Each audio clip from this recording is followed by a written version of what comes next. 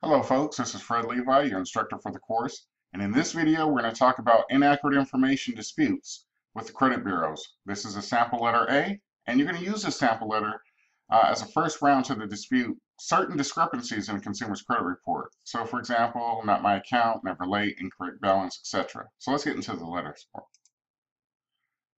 So, to whom it may concern, after reviewing a copy of my personal credit report, I've come across a few inconsistencies. I understand that mistakes may happen, but these types of mistakes are severely damaging to my chances of owning a home. I have researched the dispute process and I'm aware that you must complete your investigation within 30-day time frame. Below are the areas I have identified. So you're going to go ahead and list whatever you're disputing.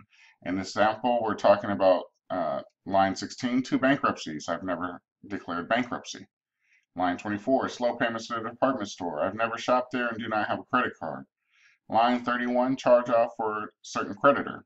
If this account was paid in full prior to charge off, the status should reflect paid in full, not charge off, paid, charge off, or collection. Please take the time and consideration to remove the information from my credit report. With your economy struggling the way that it is, I cannot afford to have inaccurate information negatively affecting my credit score. I will await an updated copy of my credit report to reflect these changes within 30 days. And then regards, again, name, address, social security number, date of birth. And now in this letter, we are using the carbon copy field, and we're going to send that to the Federal Trade Commission, Better Business Bureau, Office of the Attorney General, and go ahead and for kicks throw in the Consumer Financial Protection Bureau.